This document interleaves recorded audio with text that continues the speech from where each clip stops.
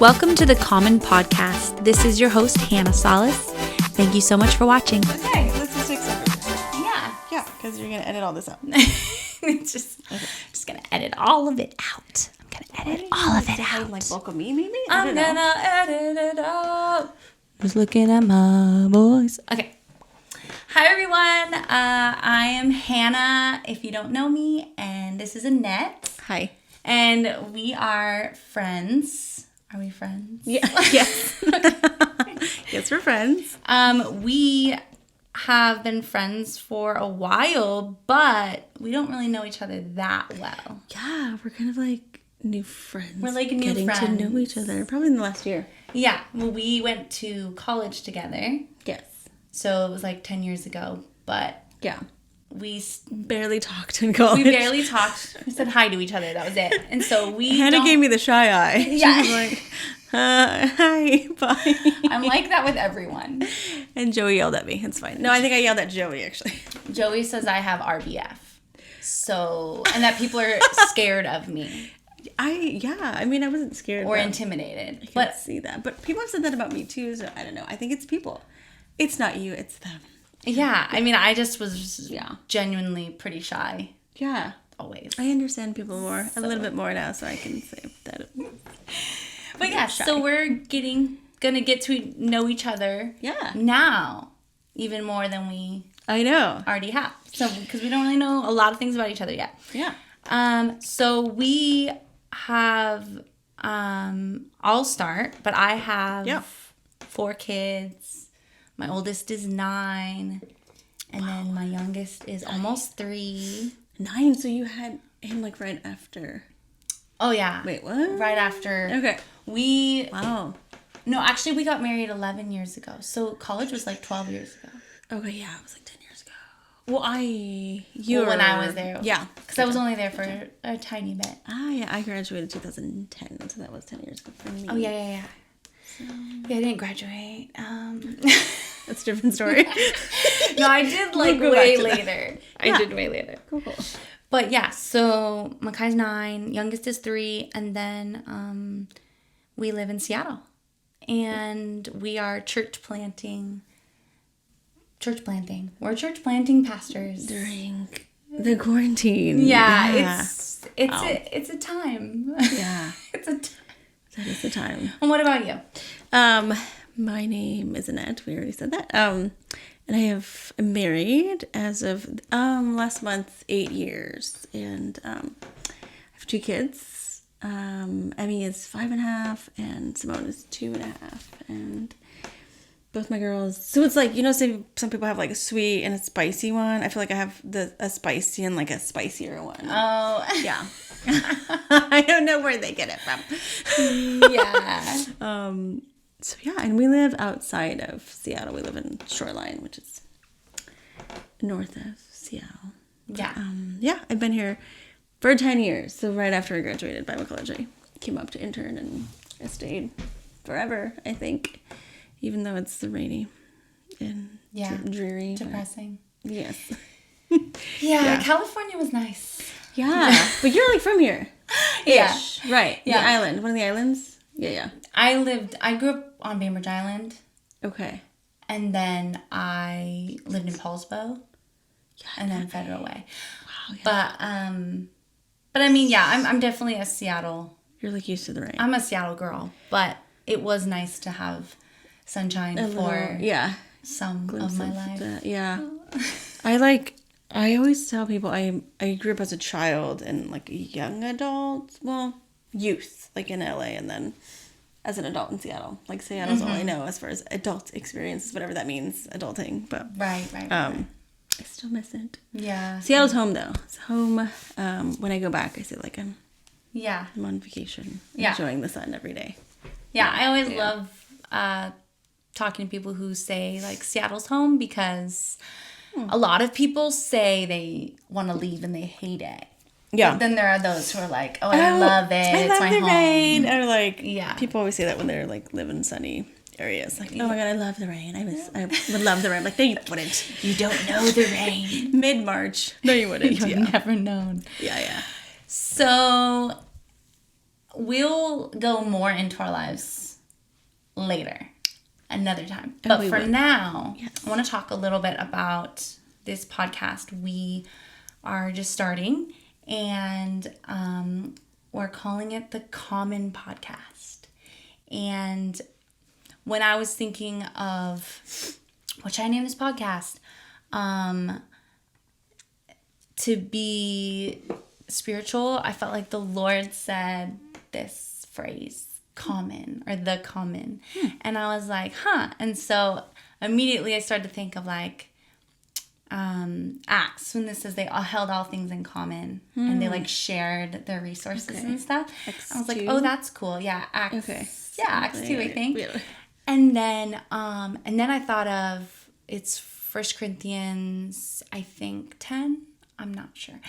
And it says, for you have not been tempted except what is common to man. But God is faithful. He will not tempt you beyond what you can bear.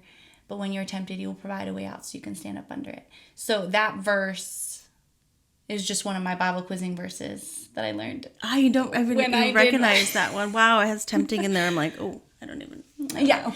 So basically the idea is that, you know, all things that we go through are really, we all hold them in common, in the sense of like, there's not really anything new under the sun. Oh, yes. We all go through the same stuff to a degree. We all have the same kind of struggles to a degree, and everything is common to us.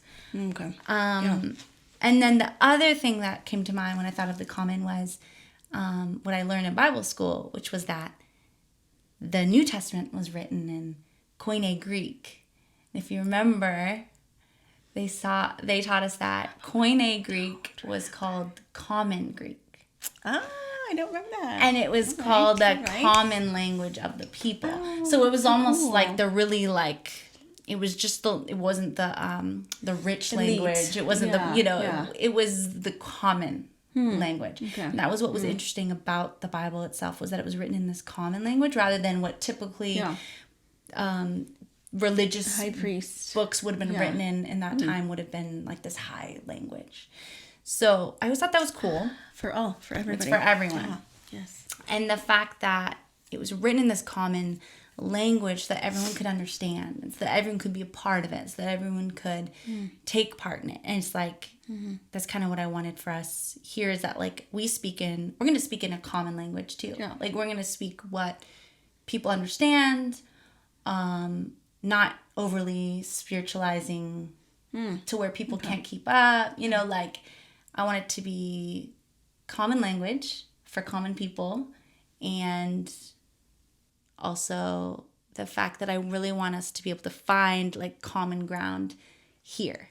So that we may have these diverse opinions, but that we can present them. We could argue, but we'll find a common space to just hang out and drink cider together. Yeah. That's awesome. So that's the idea. Yeah. Cheers. All right. So I think it would be appropriate if we start with talking about what's happening right this moment. Wow. Yeah. Right this moment. Wow. This is Thursday night. What do you mean, Hannah? Tell me. This is Thursday night. What's happening right now? The 5th of November. Okay. And right now, I'm just going to like pull up just so I can make sure I'm like updated. Yeah. What's happening? We are looking at the presidential election results, and they are not fully in yet. By the time this is open for you guys to hear, they'll probably be released. We have a president. Who knows? Maybe not. Yeah. But it's looking so far like Georgia is literally tied right now. I can't believe it. Do you see that? And I can't believe it's Georgia. Georgia is tied. I usually read. And all we need is Nevada for Biden to take it, but Georgia is probably going to be. I can't believe that. It's getting there's wild. Many things about 2020 I can't believe. That's just like on the list. The weirdest, wildest year. Yeah. So that is happening right now, and there are so many things that I could say. So many things. Yeah. Where should we start?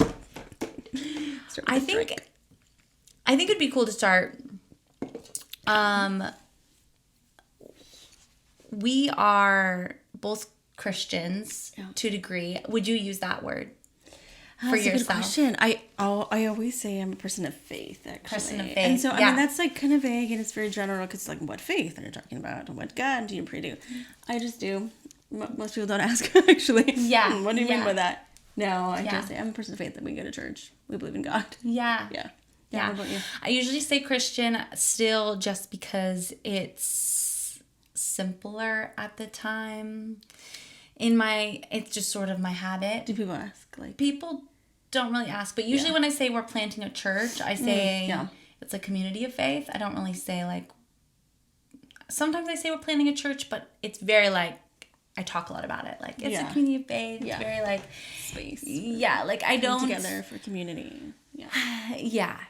But Christian, I guess I'm still sort of, I still use that word, but I am definitely open to not using that word because it is very loosely used. And so it's hard. I'm sometimes embarrassed by that word. I'm embarrassed. I am because of all the like preconceived notions when you just say that word. Right. Especially in our area, especially in Seattle, like, I don't want to say that word. It is. And not that I'm ashamed of the gospel. No. I'm ashamed of like that No. identity or like that word. Yeah, the baggage of that. Yeah, that we have to carry for the people that like maybe have our whole history of Christianity does not look good. Yeah, it doesn't. So I agree with that. It's a hard, I don't know. I'm just kind of waiting to see if it just, we get rid of it for sure. Like, I'm okay with that. A new term. But for now, I still say it. But I was raised Christian, grew up Christian, and my parents my family is not very political. They're very much more like hippies. In a way. I didn't know that. Yeah. Cool. They never would necessarily use that word either. Okay. But they're just very like... It's a true hippie. They just live. Exactly. They're true. They just have the van. They just live. They're true hippies because they don't even call themselves hippies. Yeah. But they just never talked about it. They never talked about politics. They never talked about being patriotic either. I'm not patriotic because I wasn't raised to be. We never talked about American or like proud to be American. Yeah. No, we never talked about any of that. So it was just very much like 4th of July. What did you do on the 4th? Yeah, we had picnics and we had fun, but it was never a big deal. It was like, this is the holiday, yay. Yeah. And so I just wasn't raised with that mindset of like be patriotic, be proud of your country. So I'm not attached in that way. I'm glad to live here. There's a lot of privileges I have, but I'm not attached to it in that way. But I would say that they were very Republican, even though they were not. They never said it. Yeah, they never said it, but it was very much understood in the church culture of that time that you just were never anything else. Definitely. Like you just, that's what you were. And so that's how I was raised. I heard people, not my parents, but people close to me, like maybe my siblings, friends, other people talk about it. And they were very like, Republican is Jesus, like so intense. Yeah. So that's kind of my background. Mm-hmm. And I remember one of the first people I knew who was a Christian, who was a Democrat, was this girl in Bible quizzing. And I'll say her name because she'll be proud, of it. But her name was Michelle Miller. And she was a Democrat. And I remember being like, you can't do that. Like, I was just like shocked. Because I was like, you can't be a Democrat and be a Christian. Like, that's wrong. It blew my mind. Yeah. Yeah. Wow. And I was probably 14 at the time. Yeah. Still young, but impressionable. But still had some opinions, but very much. Yeah. So then when I went to college, I remember still having the worldview of like most people are Republican, right? Yeah. Most Christians, Most Christians, yeah. And then I remember Callie. Drake. Callie Drake was her maiden name. Yeah. She was painting a picture of Obama. Do you remember that? Oh my gosh, no, but it doesn't surprise me. She was so stoked on Obama. And I remember being like, another one. Like you can't another one. You can't do that. Yeah. But I was more, this time being in college, I was more artist. Like an artist, right? I was like, wow, interesting. Yeah. You know, and I love her and respect her to this day, and I'm like, thank you for that. You know, you showed me through your painting. You know, it was... Anyway, that's been my experience, at least up until I was, like, married. Yeah.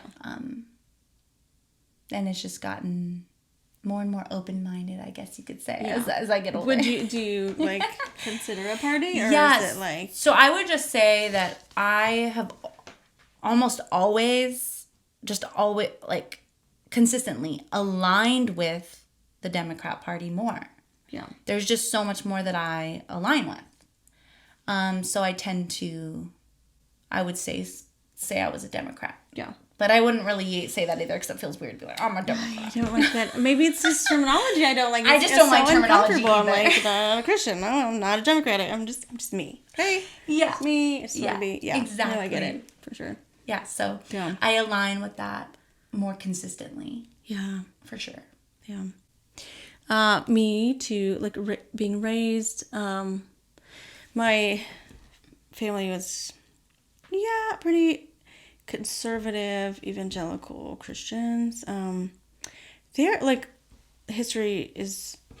my parents' history is, interesting in general. So I want to say, like, they had that, not so much my mom, maybe my dad. No, my dad for sure. Maybe my mom. Like in the 70s, that radical, like, flip it. Or, that, like, turn or burn, like, generation. Right. So, like, even, like, Jeremy was, like, dad, like, threw away all of his, like, AC/DC, like, vinyl albums. Like, just, it was just that era of, like, you're born again. And you're walking the narrow path, and you're just, like, saying no to the world and saying no to all that. So, I want to say my parents were, like, they experienced that era, and that's kind of maybe where they, like, it influenced their beliefs. So, like, in our household, like, in the 90s, it was just the era. Like, it was just evangelical, conservative. But now you're making, I can't think of a time, actually, that I pinpoint, like, it's just shifted. It just kind of did. Just like did. I don't know. Maybe it was the artist in me. I don't know. Maybe it was. I don't know. It was more steadily influenced by maybe friends or other people. Yeah, being open to it. Yeah, but definitely, I guess I'm the same with you. Like, I guess I would line up with the Democratic Party for sure on a lot of these more liberal things. Even that word I don't like. I don't know. I don't like that. Like, I'm so liberal. It just, and then the word progressive. From Seattle. Yeah. Even the word progressive. That gets me. It sounds so arrogant. I'm so progressive. So it's like if you're talking to somebody who's not, then what are they? They're losers. I know. It's like, I'm done. It's like, you're over there. You're not progressive. You're not evolving. Yeah. Like, your brain is not evolving. Stagnant. I don't know. And you stink. But all of that to say, I guess I line up with the Democratic Party. Yeah. If that makes sense. Yeah. Totally. So I saw an interesting video today. Which video, Hannah? Okay. Actually, I saw the remix of the video first, which was really entertaining. You'll have to see that later.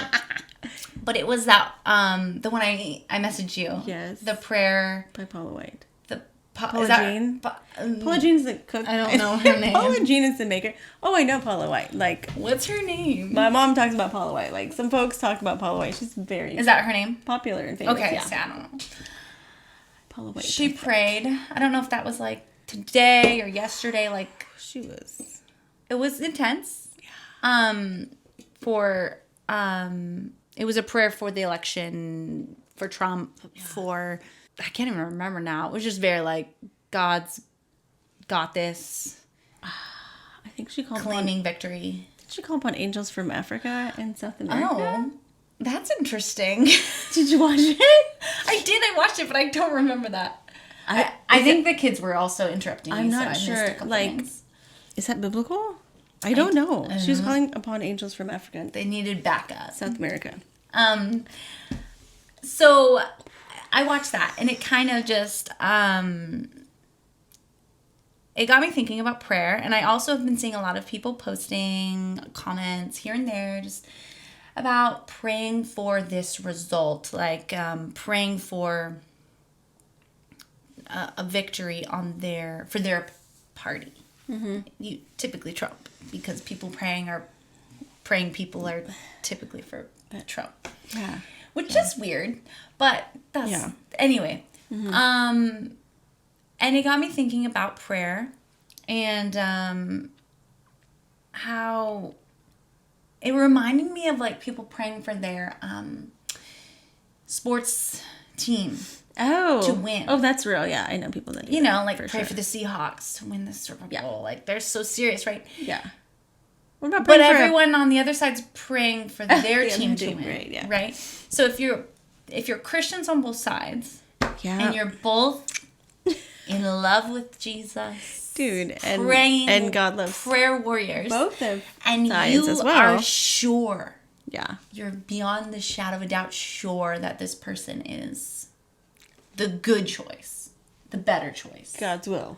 And God's will, maybe hopefully some people are like, maybe God's will, but some people are like, sure, like for sure, like this lady, Paula White. Paula Jean. Wait. Paula Jean is a cook. She's a baker. Paula White. We suck at this. She was very sure. She was like, claim victory, da-da-da. I don't know. I'm wondering, and I literally had this happen. I had a conversation with someone about this. Oh, really? A very brief conversation. Oh, gosh. Okay. But it was just like, well, we'll see whose prayers are heard. Oh. And I was like, oh, God, that's... I mean... So... But the thing is, I haven't... Harmful. I haven't prayed for... Personally. I haven't prayed for Biden to win. I have not either. No, I haven't been I prayed for was my sanity and our safety. Yeah. It's like praying for... To me, it makes more sense. Yeah. To be like, I pray that this will be a fair election, that the votes will all be counted correctly. Yeah. Because that's something that's more of like, there could be a mistake, but maybe like God can intervene and like... there could be clarity where there wasn't. Yeah. Like that to me makes more sense than to being like, pray that this person will win. Because God doesn't make that person win. Yeah. God doesn't will.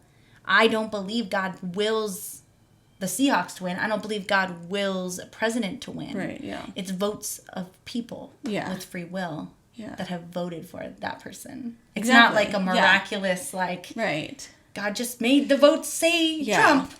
Out of nowhere. Right. Like, no, the people voted for Trump. Right. So you could vote for that. People would have clarity as they're voting. Yeah. You could pray that, like, people, vote their conscience. That, like, there's, there's a lot of ways you could pray that are more effective to me, that just make more sense. Yeah. But to be like, pray for this victory or claim this victory is like, it's weird. Yeah. I mean, then we're getting into prosperity. Yeah, and preaching also and prayer, you're getting into like a lot of critics. The sovereignty of God, and like, does He just move chess pieces around for everything? Mm-hmm. Yeah. Which some people might. I mean, some people do think that. I mean, some people think that. Yeah. Because I saw a comment also on someone's post about, well, God knows the outcome, and I believe that. Oh yeah, sure, God knows the outcome. Yeah. Because God knows everything, right? But someone's like, yeah, and He's ordained it. And I was like, I don't think that. Yeah. I don't think He ordains, and that's where people say, "Oh, that's biblical." There's verses about that. Oh yeah, for sure. There's verses about how God appoints leaders and appoints. Makes me cringe a little bit. Yeah. And from what I've read, and I'm not gonna read the verses right now and do like a Bible study about it, but from what I've read, it's like, yeah, he put that system into place because in the Old Testament it does talk about how like God set up the system of like a king because they wanted a king. The Israelites wanted a king, and so he's like, fine, have a king. Yeah. So he kind of like gave that power to a degree. It's like he gave that authority to that king. Yeah. So all power, all authority comes from God, right? As in, it's distributed from his power. And that is not to say that every time someone exercises power, that was God distributing that power, but that it originated from him in the beginning. I mean, Hitler was a leader. Right. God ordained Hitler, or was that a mistake in God's will in the history of mankind? And they have to think, you have to think it's got to be one or the other. I mean, you got to think that God ordained him as well. And some people do. Or is it only in America where God ordains people? Or only when it's the one that you want. Only when it's the the person that you want. Yeah. And so I think there does have to be consistency there. But people use, I think it's like Nebuchadnezzar as an example or something. Because there's a verse about him being ordained or appointed. Yeah. And where it's like, he is not a perfect person, not a perfect man, but God is still using him. Why is that only used, for Trump? Like, I've never, there's always been, like, all these different, we've had a lot of presidents in America. Right, Obama. Only used it once. Only heard it once. Why didn't they say, like, he's imperfect, but God is using him for Obama? Yeah. And why don't they say that about Biden? Like, well, he's imperfect, but God will use him. Like, because... It's picking and choosing. It's boggling my mind. Yeah. It's very strange to me. And I do think, though, that, like, there are, personally, you might disagree, that's totally fine. Yeah. I think that, like, sometimes God does do, like, out-of-trend things. Like, there's, like, I don't think he appoints every single leader. I think all power originates from his power. All authority originates from his authority. But that doesn't mean every time someone gets authority, he had given it to them. It was just that it originated from his authority. Because you can't have anything without... All things come from God. All good things, all whatever. Right? Mm-hmm. So you can't have power without it coming from the source of power. But that doesn't mean that he, at that... every single specific time he said, I'm giving you power and raising you up. Like, it's just that, well, they were raised up and they have power, and that power originates from God. That's what I think.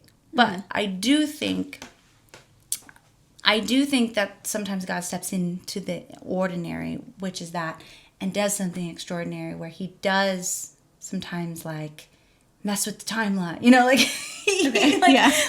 like a miracle where supernaturally something happens that would typically not have happened. Yeah. So there could be times, like, maybe there's a ruler in the Bible that you could give an example of where, like, God did, like, an exception. Yeah, right? like an exception. Like, he did pave that way for that person to rise up for this specific purpose. And usually it was for the purpose of, like, prophecy or... For such a time as this. Something, like, having to do with Jesus, typically. But it's just, like, that can happen. I'm not saying that can never happen. I just don't think that... Anything can happen. Yeah. Like, God can do anything. God can do anything. Yeah, so he can appoint whoever he wants to at any time. Yeah. But I don't believe he does most of the time. I believe these are the votes of real people. Right. Not the votes of angels. Yeah. Like... Yeah. Yeah. But sure, maybe Trump was appointed by God for a purpose. Yeah. Maybe. But I mean, yeah. I was, like, thinking about several things here. Like, to crash and burn for a purpose.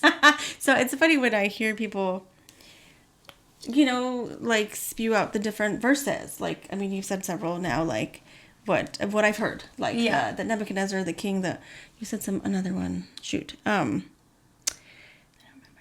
Or, like, that verse about being ordained, like, and kind of, I think, I'm just going to say, like, picking and choosing kind of what verses we want to fit into our scenario and our situation, particularly with leaders, particularly with Trump, particularly with this election. Yeah.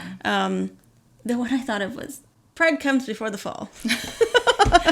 My mom would always say that. Yeah. I don't know what she would talking about, but I'm like, I mean, I don't know. It's kind of a joke, but I'm kind of serious too. Like, throughout history, we do see biblical principles. We can like apply them. Yeah. But it's not like we're puppeteers and like, or you know, like he has us on strings and like, we all have a free will, the president and voters and like, and all everything that's happening. Yeah.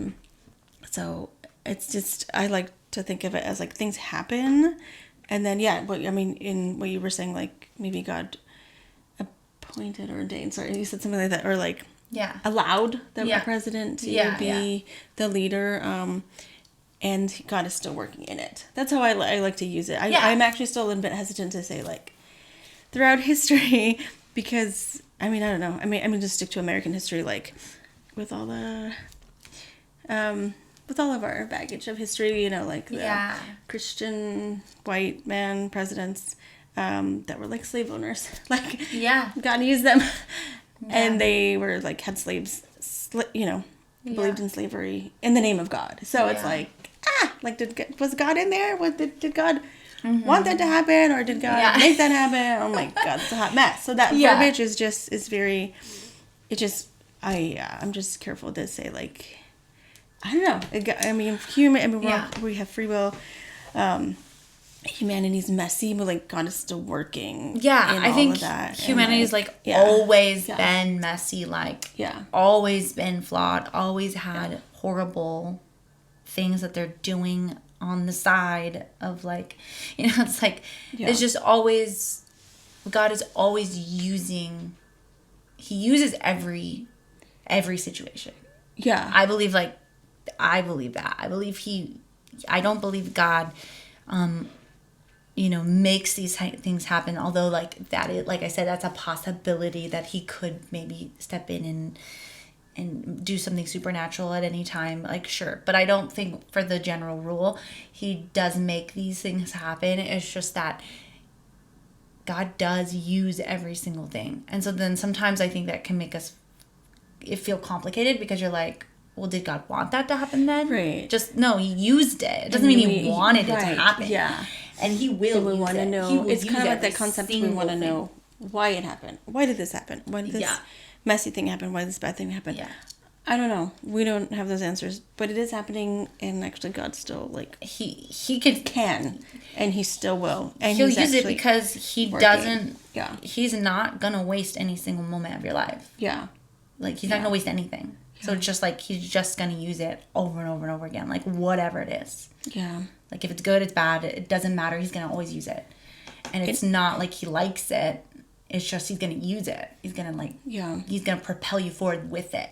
He's going to propel us as individuals forward with whatever happens to us. Because that's his goal, is for us to grow, and to be more like Jesus, and like whatever. So he's going to use anything to make that happen, to help us make that happen. Yeah, and I usually think of, like, every experience is like, change the narrative, or like look at different narratives. So we're talking about the president election 2020, and we're talking about Trump, and particularly God working, right? And I think you said, like, maybe it's for Trump to, I'm not sure you said this, but I'm like paraphrasing, like, maybe Trump was meant to be the leader for the last 4 years or wherever. Yeah, to crash and burn was what I said. However we want to look at it, but also to learn, because God is a redemptive God, and God's bringing, I believe that, and God's bringing all of humanity, even bad men like like him, back to him. But also I want to say, like, God is working through his people. Mm-hmm. Like, and that's what I'm thinking about, like, times in the Bible where, like, there is, like, a leader that the people, I'm just gonna say, like, a corrupt leader, like, maybe a leader that was not, was not a nice leader, like, persecuted, like, I don't know, like, the oppressed people or Israelites, and, like, God worked within his, like, people, and, like, freed, Israelites from Egyptian, and it's a completely different story there, but it's just, that's where my brain is going as far as narrative, like, for us to be learning those things as well. And not just, like, praying about this leader, and then getting our attention on, like, which is a big deal, obviously, our attention's on who's going to be the next leader, what's going to happen, but like rather have our attention be on that, which is important, but also like how is God working amongst his people? Yeah. The common folk, you know, like the voters, the people of the land, and not just the leaders. But right. we were talking about prayer. Thing that came to mind, like the one example of like, or the example that came to my head, it was like about prayer, was the prayer we're supposed to pray about everything. Oh my God. Oh yeah. Wow. Well, I can think of the prayer, one that's like pray at all times, or pray. Father's prayer. No, prayer continually. Our Father that art in heaven, hallowed be thy name. Kingdom come, your will be done on earth as it is in heaven. Give us this day our daily bread, and forgive us, like the whole thing. So that's the prayer we're supposed to be praying. Yes. Not. Yeah. I don't even know. Yeah. May the Seahawks win and Trump win, and may have a parking spot. Even though I prayed that prayer before. Yeah. I want a parking spot. No, yeah. I think one time I prayed for this dress to be on sale, like when we were in college and we were poor. And my roommate, actually Chantal, she was like, I will not pray. I was like, you guys pray. Because we were like, God. I was broke. I mean, everyone's broke in college. But like, it was like spring formal, and I wanted this. I went to like a nice dress shop, and it was like, I even tried it on. It was in green. It was like perfect fit. And it was like expensive. $60. Like too expensive. Yeah. And then I went back to my like apartment. I was like, you guys, I'm going to go back. Pray that it's on sale. Because that's what mattered to me. I don't know. I don't know, 19 or 20. And Chantal was like, I will not pray that. Your selfish prayer. So sometimes we just own it. We have selfish prayers. Funny. Yeah. That's what it is. I think so. And I think those are fine too. And I think that like, I've done that too. And I've even had, I can't think of anything off the top of my head, but I've definitely had times when I've been like, oh my gosh, that's crazy that God came through with that specific thing, and it's just something small and silly.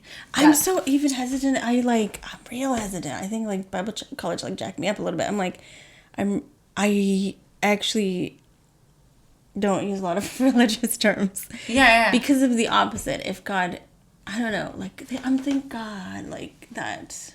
It rained today. So right. What? Like the fires that happened months ago. Like, let's pray for rain, and like, thank God that it's raining. Yeah. And like, oh God, if we prayed for rain and it didn't come, then it's like, did God do that? I'm just it's very Old Testament, but I'm like, I'm like hesitant to put like God's name on that. No, But then on the reversal, I'm like, I want to give God praise. I do. Right. So I think over the last 10 years since Bible college, I'm like, went from a little more religious to like not, but I want to go back and like find that balance. It's a balance, because I'm the same way. I want it. That's like it is. Like let's thank God for that and be grateful. My natural thing is to like to question or to second guess it. So just to mean like, well, it was probably this or that. Like that's my natural. Or natural causes. It rained because of the clouds. Yeah, like it rained. I mean, if it if I say thank you for rain, but someone else didn't experience rain, what is that? Like, that doesn't make sense. Mm-hmm. Same thing. So I'm always like, I don't know. But Joey's very much the opposite, where he's like, I can see him, yeah. Jesus did it, And I'm always like, are you sure? I mean, I love Jesus, but I don't know if he did that.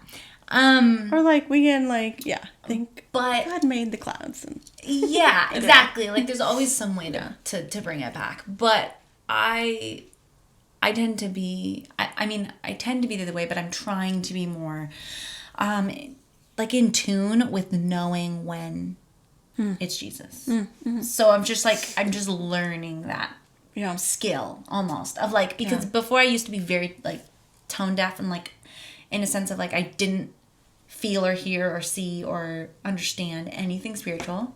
I was just very much physical and like... Interesting, yeah. Me too. I feel a little more intuitive. Yeah, and so I'm learning to be more like, oh, that was God. Yeah. And actually point it out, because the more I like say, like point it out, then I begin to like recognize it better each time that happens. That's so cool. But not thinking like everything is God, or like saying like, oh, that was, the Holy Spirit told me this.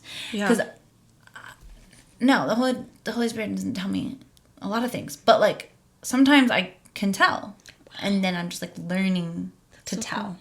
Cool. I'm learning to say, like, Jesus told me this, rather than being like, because I used to just be like, well, I was thinking that da-da-da-da-da. Yeah. And then I realized I'm taking credit. Okay. Because when I make it all, when I de-spiritualize it, I'm taking credit. Interesting. When I really didn't think of it. Like, I can tell. Yeah. I can kind of tell when it's something I didn't think of. Mm-hmm. And it's something that God is, like, speaking to me. And so I need to, like, give him credit for that. And be like, cool. Yeah, God said this. Like, not me. Heck yeah. And so I'm learning that balance, too. Because I tend to be more like, really? But I'm not sure. Yeah. So, I don't remember the original thing you were saying.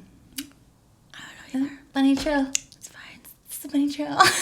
Prayer. I think we were saying, like, prayer. Like, does God ordain leaders and how to pray and all that I was saying. I think we pretty much went in circles around that enough. But the point is, like, how should we pray? Because I don't think that people shouldn't pray. Yeah. Like, I don't want to say, like, you shouldn't pray for the president. Or you shouldn't pray for who you want to win. Like, that's not what I'm trying to say. I'm trying to say, like, just like in a sports game, how you're like, I'm praying for my team.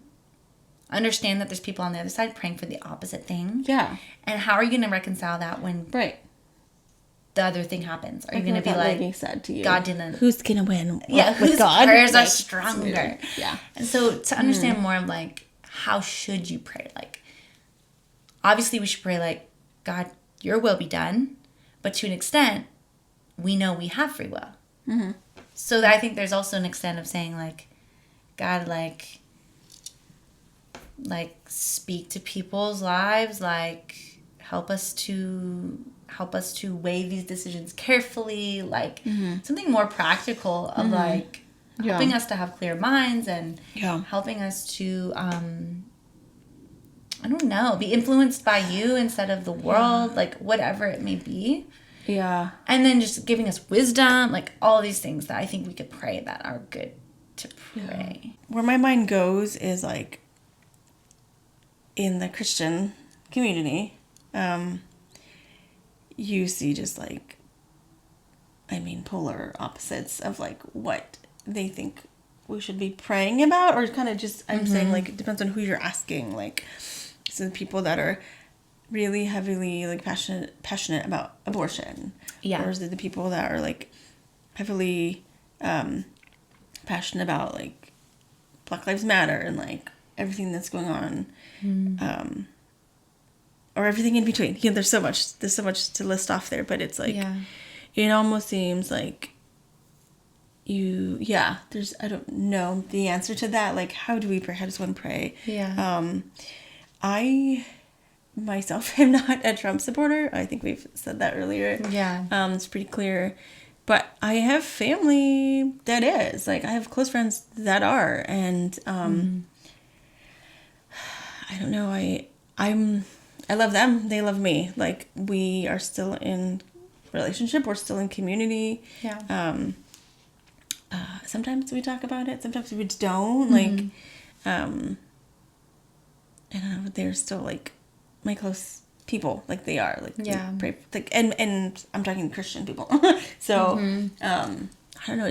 It's really tough. Like, there's the trend, like, cancel culture. Yeah. This whole, like, kind of leave people out of your life that are, like, not for you, or they don't see you. They don't hear you, which I get. Everybody's like on their own journey of like boundaries. I get it. Like if it's hostile, if it's toxic, if you cannot even go there, then I understand that. I personally think that like, and I don't know, as a Christian, for me, I want to remain in those relationships actually, and I think that's what I pray actually, like my prayer, like to find that, to find the heart of God in those relationships. I don't know, and that's my prayer. But it is, I don't know, it's just, especially this whole year. I mean, I've seen it. I'm 35, but I've just never seen it so polarized, actually, where it's just like, there's two different sides and we're in the ring and it's Republican, Democrat, but not even that. Right. But not even that. And I remember this like Facebook post that it was like, I think a couple months ago, somebody that I used to work with, another, she was a teacher at the private school I used to work at. And she was like, I've never seen Christians fight so much. And she's like, not Christian. Like, she like was specifically like, oh my gosh. She's like, this time it's just like, I'm making like me scratch my head a little bit. Like, it's just very apparent. It's very. I do, to a degree, like, there's some parts of cancel culture that I think are like really good. Yeah. Like, not that we should ever cancel anybody as a human, but that we cancel them as a leader or a politician or a whatever because they're not fit, because they're disingenuous or they're whatever. Like, I appreciate the amount of the higher standards that we're beginning to have for people and the way they treat other people and the way that they conduct their life. Accountability. Yes. I should have just said that. But yeah, it's like there's so much accountability, whereas 20 years ago, no. Like, you could get away with literally anything as long as you were a man and you were white. Or like, as long as you were hiding it well enough. And it's just like, and then when people would find out, they'd be like, well, we don't want to ruin his reputation or whatever. Like, that was a thing. Whereas now we're like, screw your reputation, you're done. And I honestly think part of that is really good. Because we're we are not going to let someone be toxic and just continue to hurt people and abuse people. And we're not okay with that.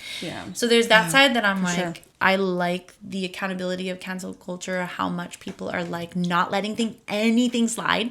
They're like, this cannot slide, that cannot slide. We're not letting this slide. And we're calling everyone to this high standard. And I think that's so good. A lot of people who don't want to be called to that high standard do not like it because they're like, well, what if I mess up? It's like, yeah, don't mess up. You know, I mean, you can mess up. Like, I mean, we all mess up. But like, to a certain degree, it's like, don't go abuse somebody.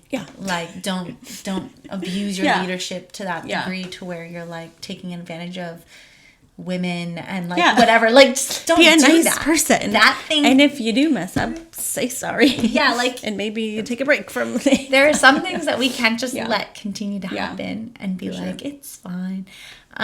So anyway, that part I like, but it's true though, there's this extreme of like, if you support Trump, I don't want to speak to you ever again. And that has been going around. And like you said, there's a part where I get it because some people, they do have toxic relationships. You just cannot be around it, for sure. These people are hostile, they're toxic, they're abusive, they're all these things. And they need to just distance themselves. I get that. But I think that one thing that the world...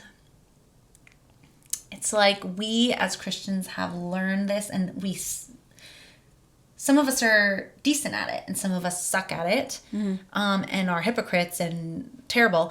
But we have learned, though, the concept growing up of like loving our enemies, or like loving those who believe something different than us. Right. Because we've had to deal with it our whole life of like, we believe in Jesus.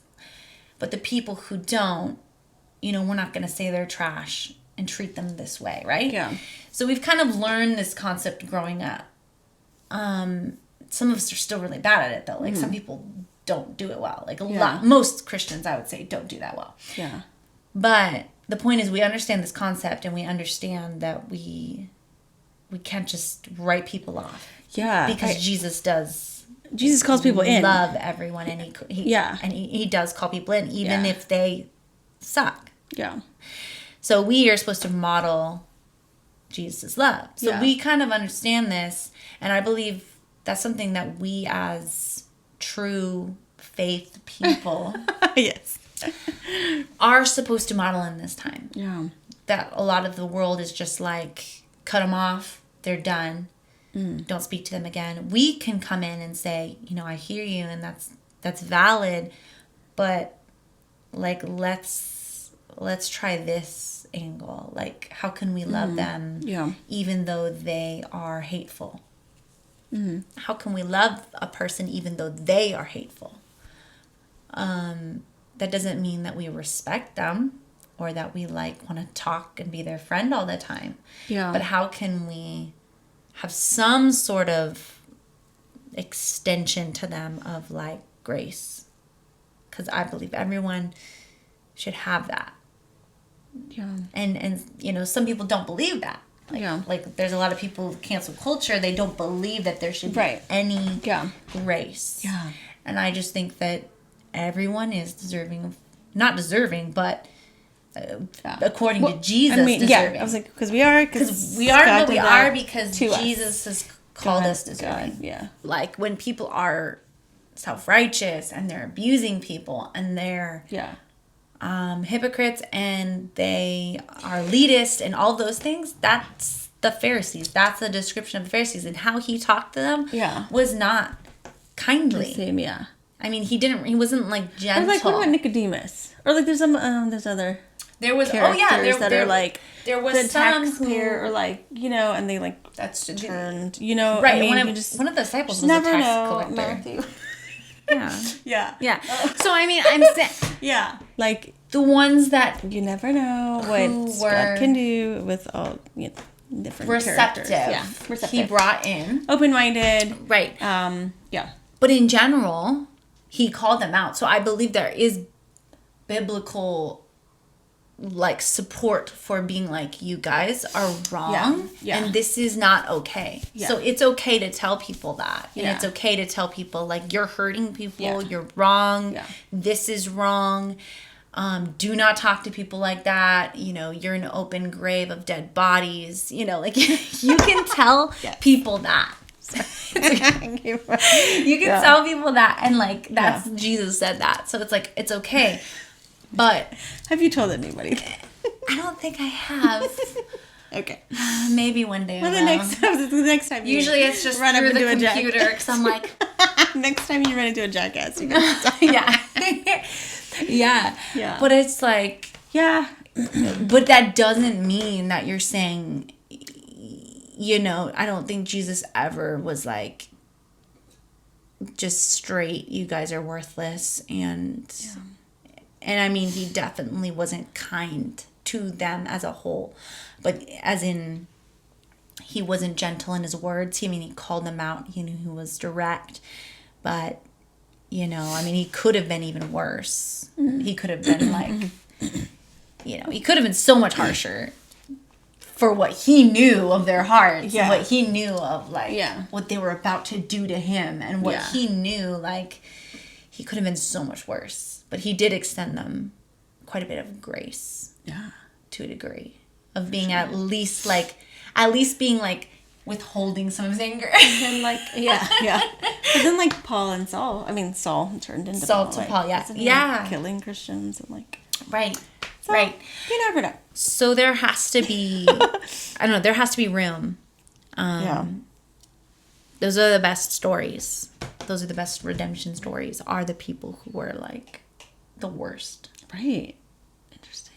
Who then got won over. Yeah. And or changed. They're not going to hear, you know, maybe you can't tell them because it's too hard for you. And like, we respect that. But you maybe want to leave room for people who might be able to talk to them. Yeah. If that makes sense. Yeah. Like, if you need to cancel someone from your own life, I respect that, but it shouldn't be this, you have to too. Right. Because maybe they're the person who's going to reach that person and sway them to understand the perspective better.